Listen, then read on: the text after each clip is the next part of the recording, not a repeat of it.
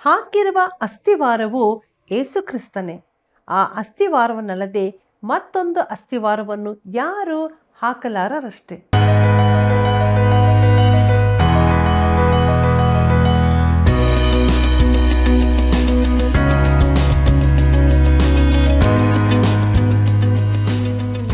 ಆತ್ಮೀಯ ಸ್ನೇಹಿತರೆ, ದಿನಾಲು ದೇವರ ವಾಕ್ಯಗಳ ಅಧ್ಯಯನವು ಎಷ್ಟೊಂದು ಅದ್ಭುತವಾಗಿದೆ ಅಲ್ಲವೇ?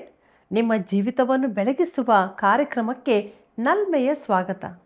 ರೋಮಾಪುರದವರಿಗೆ ಬರೆದ ಪತ್ರಿಕೆಯ 15ನೇ ಅಧ್ಯಾಯದ ಮುಂದುವರಿಕೆಯ ಭಾಗದಲ್ಲಿ ಪೌಲನ ವೈಯಕ್ತಿಕ ಸಾಕ್ಷಿಯ ಮುಂದುವರಿಕೆ, ಪೌಲನು ನಿಜವಾದ ಸುವಾರ್ತಿಕನಾಗಿದ್ದನು, ದೇವರ ಮನುಷ್ಯನನ್ನು ಹೇಗೆ ಗುರುತಿಸಬಹುದು ಎಂಬುದನ್ನು ತಿಳಿದುಕೊಳ್ಳೋಣ. ಬನ್ನಿರಿ, ನಮ್ಮ ಅಧ್ಯಯನವನ್ನು ಈಗ ಪ್ರಾರಂಭಿಸೋಣ. ಕರ್ತನಲ್ಲಿ ಪ್ರೀತಿಯುಳ್ಳ ದೇವಜನರೇ, ನಾನು ನಿಮ್ಮನ್ನು ಪ್ರೀತಿಸಿದ ಮೇರೆಗೆ ನೀವು ಒಬ್ಬರನ್ನೊಬ್ಬರು ಪ್ರೀತಿಸಬೇಕೆಂಬುದೇ ನಾನು ಕೊಡುವ ಆಜ್ಞೆಯಾಗಿದೆ ಎಂಬುದಾಗಿ ಹೇಳಿರುವ ನಮ್ಮ ರಕ್ಷಕನಾದ ಯೇಸು ಕ್ರಿಸ್ತನ ಮಹೋನ್ನತವಾದ ನಾಮದಲ್ಲಿ ನಿಮ್ಮೆಲ್ಲರನ್ನೂ ಸತ್ಯವೇದ ಅಧ್ಯಯನ ಕಾರ್ಯಕ್ರಮಕ್ಕೆ ಪ್ರೀತಿಯಿಂದ ಸ್ವಾಗತಿಸುತ್ತೇನೆ. ದೇವರ ಕೃಪೆಯಿಂದ ಕಳೆದ ಕಾರ್ಯಕ್ರಮದಲ್ಲಿ ನಾವು ರೋಮಾಪುರದವರಿಗೆ ಬರೆದ ಪತ್ರಿಕೆಯ 15ನೇ ಅಧ್ಯಾಯದ 4ನೇ ವಚನದಿಂದ 13ನೇ ವಚನದವರೆಗೆ ಧ್ಯಾನ ಮಾಡಿಕೊಂಡು ಅಮೂಲ್ಯವಾದ ವಿಚಾರಗಳನ್ನು ಕಂಡುಕೊಂಡೆವು. ಪ್ರಿಯರೇ, ಇಂದು ನಾವು ರೋಮಾಪುರದವರಿಗೆ ಬರೆದ ಪತ್ರಿಕೆಯ 15ನೇ ಅಧ್ಯಾಯದ 14ನೇ ವಚನದಿಂದ 21ನೇ ವಚನಗಳವರೆಗೆ ದೇವರ ವಾಕ್ಯಗಳನ್ನು ಧ್ಯಾನ ಮಾಡೋಣ. ಇಂದಿನ ನಮ್ಮ ಧ್ಯಾನದಲ್ಲಿ ಪೌಲನ ವೈಯಕ್ತಿಕ ಸಾಕ್ಷಿಯ ಬಗ್ಗೆ ನೋಡಲಿದ್ದೇವೆ. ಪ್ರಿಯರೇ, ತಾನು ಅನ್ಯಜನರ ಅಪೋಸ್ತಲನಾಗಿ ತನ್ನ ಅನುಭವ ಸಾಕ್ಷಿಯನ್ನು ಪೌಲನು ಪುನಃ ಮುಂದುವರಿಸುತ್ತಾನೆ. ಈ ಪತ್ರಿಕೆಯನ್ನು ವೈಯಕ್ತಿಕವಾಗಿಯೇ ಪ್ರಾರಂಭಿಸಿದ್ದನ್ನು ನಾವು ನೆನಪಿಸಿಕೊಳ್ಳಬಹುದು. ಈಗ ಪುನಃ ಬೋಧನಾತ್ಮಕ ವಿಚಾರಗಳನ್ನು ಮುಗಿಸಿ ವೈಯಕ್ತಿಕ ಸಂಗತಿಗಳನ್ನು ಕೈಗೆತ್ತಿಕೊಳ್ಳುತ್ತಾನೆ. ಅಲ್ಲಿ ಅವನು ರೋಮಿಗೆ ಭೇಟಿ ಕೊಡಬೇಕೆಂದು ತನ್ನ ಅಭಿಲಾಷೆಯನ್ನು ವ್ಯಕ್ತಪಡಿಸುತ್ತಾನೆ. ರೋಮಾಪುರದವರಿಗೆ ಬರೆದ ಪತ್ರಿಕೆ 1ನೇ ಅಧ್ಯಾಯ 10ನೇ ವಚನದಲ್ಲಿ ನಾವು ನೋಡುತ್ತೇವೆ, ಇನ್ನು ಮೇಲೆಯಾದರೂ ನಿಮ್ಮ ಬಳಿಗೆ ಬರುವುದಕ್ಕೆ ದೇವರ ಚಿತ್ತದಿಂದ ನನಗೆ ಹೇಗೋ ಅನುಕೂಲವಾಗಬೇಕೆಂದು ಬೇಡಿಕೊಳ್ಳುತ್ತೇನೆ ಎಂಬುದಾಗಿ. ಪ್ರಿಯರೇ, ಪೌಲನ ಅಭಿಲಾಷೆಯನ್ನು ಈ ಭಾಗದಲ್ಲಿ ನಾವು ನೋಡಿಕೊಂಡೆವು. ರೋಮಾಪುರದವರಿಗೆ ಬರೆದ ಪತ್ರಿಕೆ 15ನೇ ಅಧ್ಯಾಯ 14ನೇ ವಚನವನ್ನು ಗಮನಿಸಿರಿ. ಅಲ್ಲಿ ಹೀಗೆ ಬರೆದದೆ, ನನ್ನ ಸಹೋದರರೇ, ನೀವಂತೂ ಒಳ್ಳೆಯತನದಿಂದ ಭರಿತರಾಗಿಯೂ ಸಕಲ ಜ್ಞಾನದಿಂದ ತುಂಬಿದವರಾಗಿಯೂ ಒಬ್ಬರಿಗೊಬ್ಬರು ಬುದ್ಧಿ ಹೇಳುವುದಕ್ಕೆ ಶಕ್ತರಾಗಿಯೂ ಇದ್ದೀರೆಂದು ನಿಮ್ಮ ವಿಷಯದಲ್ಲಿ ನನಗೆ ಗೊತ್ತಿದೆ ಎಂಬುದಾಗಿ. ಪ್ರೀತಿಯುಳ್ಳ ದೇವಜನರೇ, ಈ ಭಾಗವು ಅತೀ ಸುಂದರವಾದ ಭಾಗಗಳಲ್ಲೊಂದು ಎಂದು ನಾನು ತಿಳಿಯುತ್ತೇನೆ. ಧಾರ್ಮಿಕ ಬೋಧನೆಗಳ ವಿಚಾರದಲ್ಲಿ ತಾನು ಅವರ ಸಂಗಡ ನೇರವಾಗಿ ಹಾಗೂ ಧೈರ್ಯವಾಗಿ ಮಾತನಾಡಿದ್ದಕ್ಕೆ ಅವರ ಕ್ಷಮೆಯಾಚಿಸುತ್ತಾನೆ. ಅವರಲ್ಲಿ ಒಳ್ಳೆತನದ ಹಾಗೂ ತಿಳುವಳಿಕೆಯ ಕೊರತೆ ಇದೆಯೆಂದಲ್ಲ, ಆದರೆ ಅವರಲ್ಲಿ ಈ ಗುಣಗಳಿದ್ದದ್ದರಿಂದಲೇ ಪೌಲನು ಅವರ ಸಂಗಡ ಹೀಗೆ ನೇರವಾಗಿ ಮಾತನಾಡುವುದಕ್ಕೆ ಸಾಧ್ಯವಾಯಿತು. ಅದು ಅದ್ಭುತವಾದದಲ್ಲವೇ? ಪ್ರಿಯರೇ, ಈ ಪ್ರಮುಖ ಸಂಗತಿಗಳ ಕುರಿತಾಗಿ ನಮ್ಮೊಡನೆಯೂ ಮಾತನಾಡುವಂತೆ ಈ ಪತ್ರಿಕೆಯು ನಮಗೂ ಅನ್ವಯಿಸುವಂಥದ್ದಾಗಿದೆ. ಕ್ರೈಸ್ತ ಬೆಳವಣಿಗೆಗೆ ರೋಮಾಪುರದವರಿಗೆ ಬರೆದ ಪತ್ರಿಕೆಯನ್ನು ತಿಳಿದುಕೊಳ್ಳುವುದು ಅತೀ ಅವಶ್ಯವಾದದ್ದಾಗಿದೆ. ಪ್ರತಿಯೊಬ್ಬ ಕ್ರೈಸ್ತನೂ ಈ ಪತ್ರಿಕೆಯನ್ನು ತಿಳಿದುಕೊಳ್ಳುವ ಪ್ರಯತ್ನ ಮಾಡಬೇಕು. ಯಾಕಂದರೆ ಇದು ವಿಶ್ವಾಸಿಯನ್ನು ನಂಬಿಕೆಯಲ್ಲಿ ದೃಢಪಡಿಸುತ್ತದೆ.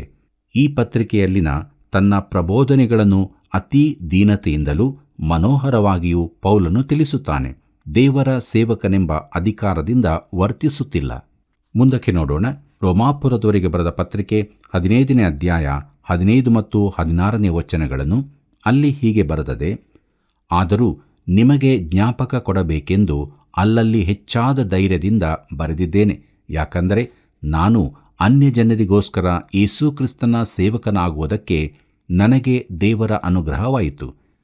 ನಾನು ದೇವರ ಸುವಾರ್ತೆಯ ಸೇವೆಯನ್ನು ಯಾಜಕ ಸೇವೆ ಎಂಬಂತೆ ನಡೆಸಿ ಅನ್ಯ ದೇಶಸ್ಥರೆಂಬ ಕಾಣಿಕೆಯು ಪವಿತ್ರಾತ್ಮನ ಮೂಲಕವಾಗಿ ಪವಿತ್ರವಾಗಿದ್ದು ದೇವರಿಗೆ ಸಮರ್ಪಕವಾಗುವಂತೆ ಯತ್ನಿಸುವನಾಗಿದ್ದೇನೆ ಎಂಬುದಾಗಿ. ಪ್ರೀತಿಯುಳ್ಳ ಸಹೋದರ ಸಹೋದರಿಯರೇ, ಪೌಲನು ಬರೆದಿದ್ದೇನೆ ಎಂದು ಹೇಳುವಾಗ ಅವನು ಈ ಪತ್ರಿಕೆಯ ಕುರಿತಾಗಿಯೇ ಹೇಳುವವನಾಗಿದ್ದಾನೆ. ತಾನು ಅನ್ಯಜನರ ಅಪೋಸ್ತಲನೆಂಬ ಅಂಶವನ್ನು ರೋಮ್ ಸಭೆಯವರಿಗೆ ಪುನಃ ಜ್ಞಾಪಿಸಿ ತಾನು ಧೈರ್ಯವಹಿಸಿದ್ದನ್ನು ವಿವರಿಸುತ್ತಾನೆ. ದೇವರಿಂದಲೇ ನೇಮಕವಾಗಿರುವ ಈ ಸೇವೆಯ ಆಧಾರದಲ್ಲಿ ಅವನು ರೋಮ್ ಸಭೆಗೆ ಈ ರೀತಿಯಾಗಿ ಬರೆದಿರುತ್ತಾನೆ. ಈ ಸೇವೆಯು ಅವನಿಗೆ ದೇವರ ಕೃಪೆಯಿಂದಾಗಿ ಕೊಡಲ್ಪಟ್ಟದ್ದಾಗಿತ್ತು. ಅವನು ಅವರಿಗೆ ಸೇವೆ ಮಾಡುತ್ತಿದ್ದಾನೆ.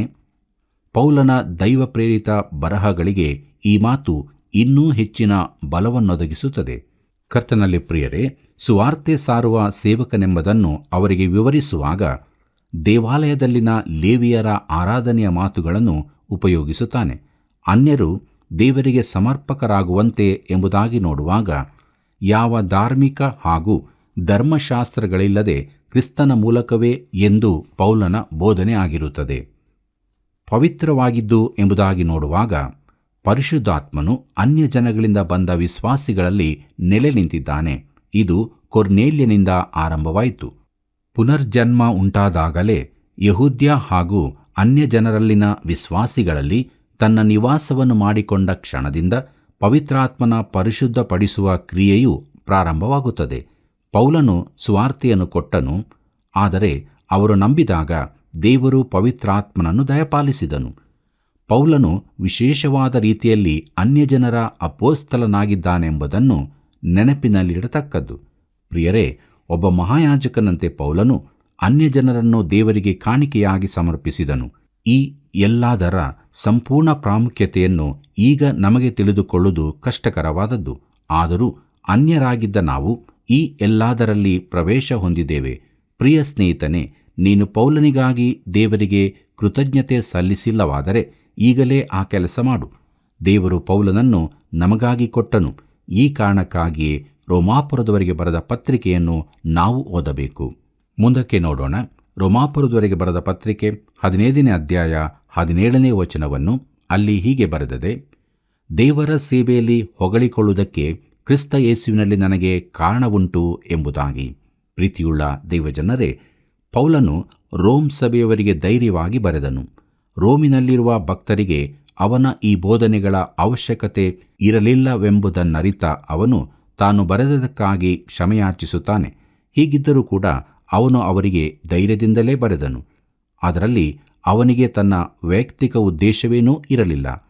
ಅವನು ಯೇಸು ಕ್ರಿಸ್ತನ ಸೇವಕನಾಗಿದ್ದನು, ಹಾಗಾಗಿ ಆತನ ಚಿತ್ತದಂತೆ ಮಾಡಿದ್ದನು. ಇದು ತಿಳಿದುಕೊಳ್ಳಬೇಕಾದ ಪ್ರಮುಖ ಸಂಗತಿಯಾಗಿದೆ. ಪ್ರಿಯರೇ, ದೇವರ ಸೇವಕನಲ್ಲಿ ಇರಲೇಬಾರದಾದ ಒಂದು ಸಂಗತಿಯೆಂದರೆ ಹೆಮ್ಮೆಯಾಗಿದೆ. ನಾವು ನಮ್ಮನ್ನು ಹೆಚ್ಚಿಸಿಕೊಳ್ಳದೆ ಕರ್ತನಾದ ಯೇಸು ಕ್ರಿಸ್ತನ ಸೇವೆಯನ್ನು ಮಾತ್ರವೇ ಮಾಡುವವರು, ಆತನೇ ಯಜಮಾನನು ಎಂಬ ಮನೋಭಾವ ಹೊಂದಿದವರಾಗಿರಬೇಕು.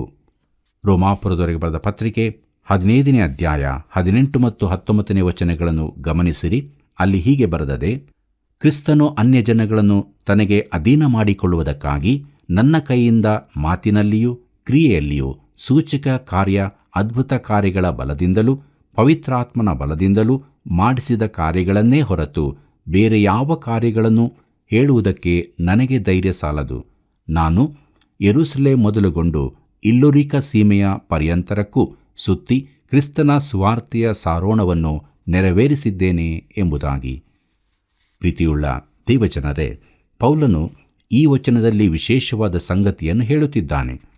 ನಾವು ಪೌಲನನ್ನು ಅರ್ಥ ಮಾಡಿಕೊಳ್ಳಬೇಕಾದರೆ ಮತ್ತು ರೋಮ್ನಲ್ಲಿ ಸಭೆಯನ್ನು ಸ್ಥಾಪಿಸಿದ್ದು ಪೇತ್ರನೋ ಪೌಲನೋ ಎಂಬುದನ್ನು ತಿಳಿಯಬೇಕಾದರೆ ಪೌಲನು ಇಲ್ಲಿ ಹೇಳುವ ಮಾತನ್ನು ಬಹು ಸೂಕ್ಷ್ಮವಾಗಿ ತಿಳಿದುಕೊಳ್ಳಬೇಕಾಗಿದೆ. ಪೌಲನು ಹೇಳುವ ಮಾತು, ಇತರರು ಮಾಡಿರುವ ದೇವರ ಕೆಲಸವನ್ನು ನಾನು ನನ್ನದೆಂದು ಹೇಳುವುದಿಲ್ಲ, ಅದರಲ್ಲೂ ವಿಶೇಷವಾಗಿ ಅನ್ಯಜನರ ನಡುವೆ ಪಂಚಾಶತಮ ದಿನದಲ್ಲಾದ ಕಾರ್ಯಕ್ಕೆ ಅವನು ತನ್ನದೆಂದು ಹೇಳಲಾಗುವುದಿಲ್ಲ. ಅನ್ಯಜನಗಳಿಗೆ ಸುವಾರ್ತೆ ಹೋಗುವ ಸೇವೆಯು ಆರಂಭದಲ್ಲಿಯೇ ಆಗಿತ್ತು.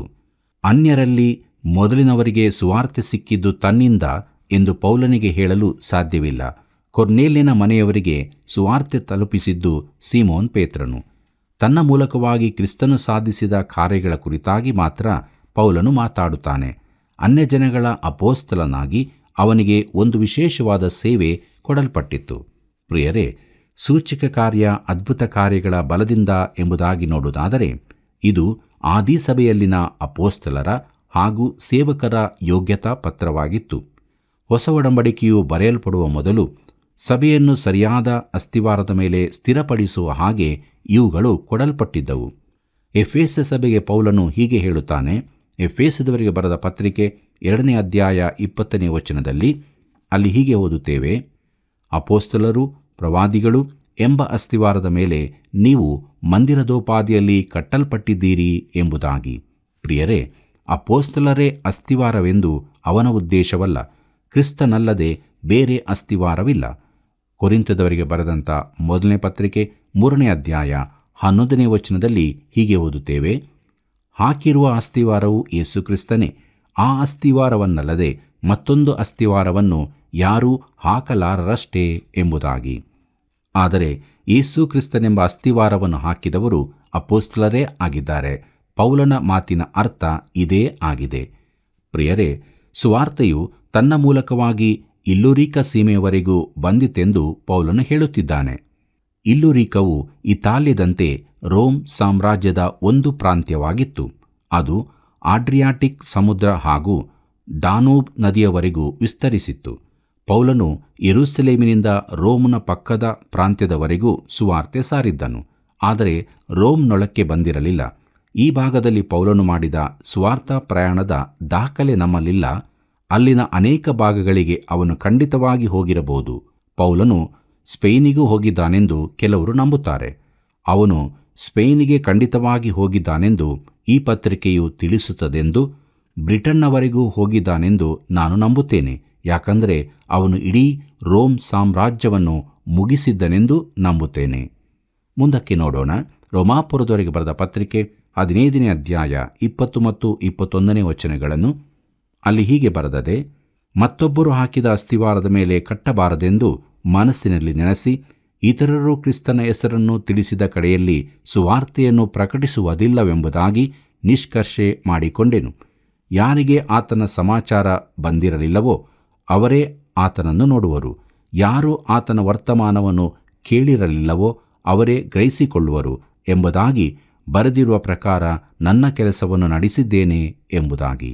ಕರ್ತನಲ್ಲಿ ಪ್ರೀತಿಯುಳ್ಳ ಸಹೋದರ ಸಹೋದರಿಯರೇ, ಇದನ್ನು ನನ್ನ ಮಾತಿನಲ್ಲಿ ಭಾಷಾಂತರಿಸಿದರೆ ಹೆಚ್ಚು ಅರ್ಥವಾದೀತೆಂದು ನೆನೆಸುತ್ತೇನೆ. ಕ್ರಿಸ್ತನ ನಾಮವನ್ನು ಅರಿತವರಿಗೆ ಬಿಟ್ಟು ಬೇರೆಯವರಿಗೆ ಸುವಾರ್ತೆ ಸಾರಬೇಕೆಂಬ ನನ್ನ ಅಭಿಲಾಷೆಯೊಂದಿಗೆ ಬೇರೆಯವರು ಹಾಕಿದ ಅಸ್ತಿವಾರದ ಮೇಲೆ ನಾನು ಕಟ್ಟಲು ಹೋಗಲಿಲ್ಲ. ಆತನ ವರ್ತಮಾನ ಬಂದಿಲ್ಲದವರು ನೋಡುವರು, ಕೇಳದವರು ಕೇಳಿ ತಿಳುಕೊಳ್ಳುವರು ಎಂದು ಬರೆದಿರುವ ಮಾತಿನಂತೆ ಇದಾಯಿತು. ಪ್ರೀತಿಯುಳ್ಳ ದೇವಜನರೇ, ಪೌಲನಿಗೆ ಸುವಾರ್ತೆ ಇನ್ನೂ ತಲುಪದ ಸ್ಥಳಗಳಿಗೆ ಪ್ರಥಮ ಸೌವಾರ್ತಿಕನಾಗಿ ಹೋಗುವುದು ಒಂದು ಪ್ರತಿಷ್ಠೆಯ ವಿಚಾರವಾಗಿತ್ತು. ಅವನು ಸ್ಪರ್ಧೆಗಿಳಿಯುತ್ತಿರಲಿಲ್ಲ. ಪೌಲನ ಸೇವೆ ವಿಚಿತ್ರ ರೀತಿಯದಾಗಿತ್ತು. ಈಗಾಗಲೇ ಸಭೆ ಇರುವಲ್ಲಿ ಇಲ್ಲವೇ ಬೇರೆಯವರು ಹೋದ ಸ್ಥಳಗಳಿಗೆ ಅವನು ಹೋಗುತ್ತಿರಲಿಲ್ಲ. ಅವನು ನಿಜವಾದ ಸೌವಾರ್ತಿಕನಾಗಿದ್ದನು. ಪ್ರಿಯರೇ, ಹೊಸ ಒಡಂಬಡಿಕೆಯಲ್ಲಿ ಸುವಾರ್ತೆ ಸಾರುವುದೆಂದರೆ ಇದೇ ಅರ್ಥವಿತ್ತು. ಅವನಿಗಿಂತ ಮುಂದಾಗಿ ಹೋಗಿ ಸ್ಥಳ ಸಿದ್ಧ ಮಾಡುವ ಒಂದು ಸಮಿತಿಯೂ ಪೌಲನಿಗಿರಲಿಲ್ಲ. ಅವನು ಒಂದು ಪಟ್ಟಣವನ್ನು ಪ್ರವೇಶಿಸುವಾಗ ಅವನಿಗೆ ಸ್ವಾಗತ ಕೋರುವವರೂ ಇರಲಿಲ್ಲ. ಅಲ್ಲಿನ ನಗರಾಧಿಕಾರಿಯು ಸ್ವಾಗತಿಸಲು ಬಂದಿರಲಿಲ್ಲ. ಕೆಲವು ಸ್ಥಳಗಳಲ್ಲಿಯಂತೂ ಸಿಪಾಯಿಗಳ ಅಧಿಕಾರಿಗಳೇ ಬಂದು ಅವನನ್ನು ಬಂಧಿಸಿ ಸೆರೆಮನೆಗೆ ಹಾಕುತ್ತಿದ್ದರು. ಅಪೋಸ್ತಲರು ಅಸ್ತಿವಾರ ಹಾಕಿರುವುದರಿಂದ ವಿಶ್ವಾಸಿಗಳು ನಿಜವಾದ ಅಪೋಸ್ತಲರು ಯಾರು, ತಾವು ಯಾರ ಮಾತಿಗೆ ಕಿವಿಗೊಡಬೇಕು ಎಂಬುದರ ಕುರಿತಾಗಿ ಬಹಳ ಎಚ್ಚರದಿಂದಿರಬೇಕಾಗಿತ್ತು. ಅಪೋಸ್ತಲರಿಗೆ ಕೊಡಲ್ಪಟ್ಟ ಅಧಿಕಾರವು ಪೌಲನಲ್ಲಿಯೂ ಇತ್ತು. ಪೌಲ ಬಾರ್ನಬರ ಕುರಿತಾಗಿ ಹೀಗೆ ಬರೆದದೆ, ಅಪೋಸ್ತಲ ಕೃತ್ಯಗಳು 14ನೇ ಅಧ್ಯಾಯ 3ನೇ ವಚನದಲ್ಲಿ ನಾವು ಅದನ್ನು ಓದುತ್ತೇವೆ. ಹೀಗಿರಲಾಗಿ ಪೌಲ ಬಾರ್ನಬರು ಬಹುಕಾಲ ಅಲ್ಲಿದ್ದು ಕರ್ತನು ಅವರ ಕೈಯಿಂದ ಸೂಚಕ ಕಾರ್ಯಗಳು ಅದ್ಭುತ ಕಾರ್ಯಗಳು ಆಗುವಂತೆ ದಯಪಾಲಿಸಿ ತನ್ನ ಕೃಪಾ ವಾಕ್ಯಕ್ಕೆ ಸಾಕ್ಷಿ ಕೊಟ್ಟದರಿಂದ ಆತನ ಮೇಲೆ ಭರವಸೆ ಬಿಟ್ಟು ಧೈರ್ಯದಿಂದ ಮಾತಾಡುತ್ತಿದ್ದರು ಎಂಬುದಾಗಿ. ಪ್ರೀತಿಯುಳ್ಳ ದೇವಜನರೇ, ಈ ಕಾರ್ಯಗಳು ಅಪೋಸ್ತಲರಿಗೆ ಆದಿ ಸೌಹಾರ್ತಿಕರಿಗೂ ಸಾಕ್ಷ್ಯಾಧಾರಗಳಾಗಿದ್ದವು. ಅವರು ತಮ್ಮ ಕೈಯಲ್ಲಿ ಹೊಸ ಒಡಂಬಡಿಕೆಯನ್ನು ಹಿಡಿದುಕೊಂಡು ಬರಲಿಲ್ಲ. ಅದು ಇನ್ನೂ ಬರೆಯಲ್ಪಟ್ಟಿರಲಿಲ್ಲ. ಅವರು ಸೂಚಕ ಕಾರ್ಯಗಳನ್ನು ಅದ್ಭುತ ಕಾರ್ಯಗಳನ್ನು ನಡೆಸುತ್ತಿದ್ದರು. ಇವೇ ಅವರಿಗೆ ಸಾಕ್ಷಿಯಾಗಿತ್ತು.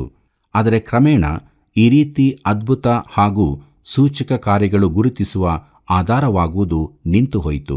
ಅಪೋಸ್ತಲನಾದ ಯೋಹಾನನು ತನ್ನ ದೀರ್ಘಾಯುಷ್ಯದ ಕೊನೆ ಭಾಗದಲ್ಲಿ ಹೀಗೆ ಬರೆದನು, ಯೋಹಾನು ಬರೆದಂಥ 2ನೇ ಪತ್ರಿಕೆ 10ನೇ ವಚನದಲ್ಲಿ ಹೀಗೆ ಓದುತ್ತೇವೆ, ಈ ಉಪದೇಶಕ್ಕೆ ಒಪ್ಪದಿರುವ ಯಾವನಾದರೂ ನಿಮ್ಮ ಬಳಿಗೆ ಬಂದರೆ ಅವನನ್ನು ಮನೆಯೊಳಗೆ ಸೇರಿಸಿಕೊಳ್ಳಬೇಡಿರಿ, ಅವನಿಗೆ ಶುಭವಾಗಲಿ ಎಂದು ಹೇಳಬೇಡಿರಿ ಎಂಬುದಾಗಿ.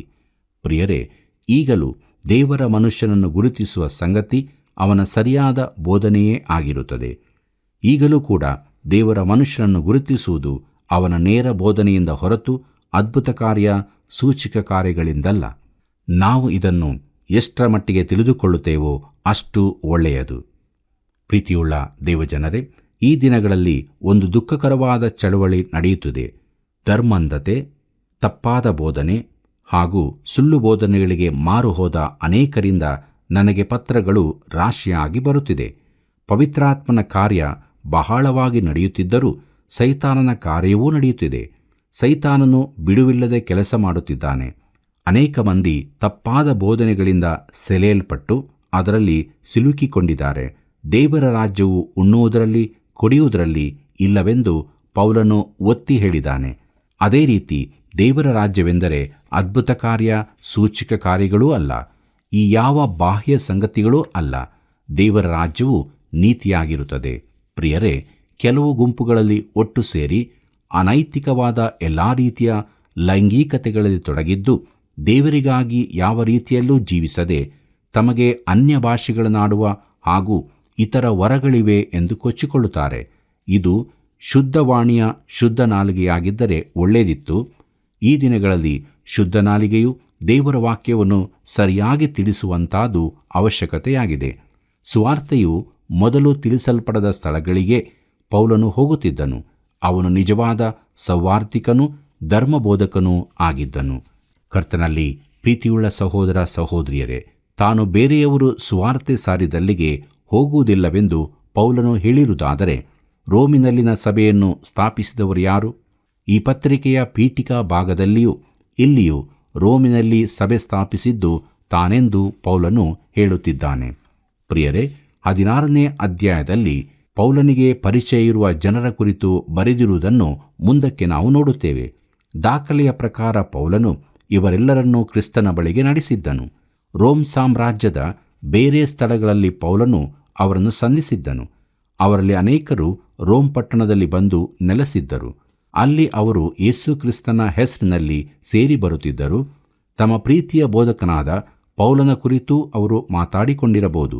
ಹೀಗೆ ಪೌಲನು ವ್ಯಕ್ತಿಗತವಾಗಿ ರೋಮಿಗೆ ಹೋಗಿರದಿದ್ದರೂ ಅಲ್ಲಿ ಆತ್ಮಿಕ ದೂರ ಸಂಬಂಧದ ಮೂಲಕ ಸಭೆ ಸ್ಥಾಪನೆಯಾಗುವುದಕ್ಕೆ ಕಾರಣನಾದನು. ಯಾರಿಗೆ ಆತನ ಸಮಾಚಾರ ಬಂದಿರಲಿಲ್ಲವೋ ಅವರೇ ಆತನನ್ನು ನೋಡುವರು. ಯಾರು ಆತನ ವರ್ತಮಾನವನ್ನು ಕೇಳಿರಲಿಲ್ಲವೋ ಅವರೇ ಗ್ರಹಿಸಿಕೊಳ್ಳುವರು. ಇದು ಸೌಹಾರ್ದಿಕನಾಗಿ ಪೌಲನ ಜೀವಿತದ ಧ್ಯೇಯವಾಕ್ಯವಿದ್ದಂತೆ ಕಾಣುತ್ತದೆ. ಈ ಭಾಗವು ಯೆಶಾಯನ ಪ್ರವಾದನೆ ಗ್ರಂಥ 52ನೇ ಅಧ್ಯಾಯ 15ನೇ ವಚನದಿಂದ ತೆಗೆಯಲ್ಪಟ್ಟದ್ದು. ಪ್ರಿಯರೇ, ಆತ್ಮಿಕವಾಗಿ ಕುರುಡರಾಗಿದ್ದವರ ಬಳಿಗೆ ಹೋಗಿ ಸುವಾರ್ತೆ ಸಾರುವುದು ಪೌಲನಿಗೆ ಅತೀ ಇಷ್ಟವಾದ ವಿಚಾರವೇ ಆಗಿತ್ತು. ಅವನ ಪ್ರಸಂಗದ ಬಳಿಕ ಕೆಲವರು, ಸಹೋದರ ಪೌಲನೇ, ನನಗೆ ಇದು ತಿಳಿಯಿತು, ನಾನು ಕ್ರಿಸ್ತನನ್ನು ನನ್ನ ರಕ್ಷಕನನ್ನಾಗಿ ಸ್ವೀಕರಿಸುತ್ತೇನೆ ಎಂದು ಹೇಳಿರಬಹುದು. ಜನರಿಗೆ ಕ್ರಿಸ್ತನ ಪರಿಚಯ ಮಾಡಿಸಿ ಅವರು ಕ್ರಿಸ್ತನ ಕಡೆಗೆ ತಿರುಗುವುದನ್ನು ನೋಡುವುದಕ್ಕಿಂತ ಹೆಚ್ಚಿನ ಆಸಕ್ತಿಯ ವಿಚಾರ ಬೇರೊಂದಿಲ್ಲ. ಕರ್ತನಲ್ಲಿ ಪ್ರೀತಿಯುಳ್ಳ ಸಹೋದರ ಸಹೋದರಿಯರೇ, ಯಾರೂ ನಾಶವಾಗದೆ ಎಲ್ಲರೂ ನಿತ್ಯ ಜೀವವನ್ನು ಕಂಡುಕೊಳ್ಳಬೇಕೆಂದು ದೇವರು ತನ್ನ ಮಗನನ್ನು ಸುವಾರ್ತೆಯಾಗಿ ಕಳುಹಿಸಿದನು. ಆ ಸುವಾರ್ತೆಗೆ ಯಾರು ವಿಧೇಯರಾಗುತ್ತಾರೋ ಅವರು ನಿತ್ಯ ಜೀವವನ್ನು ಕಂಡುಕೊಳ್ಳುವರು.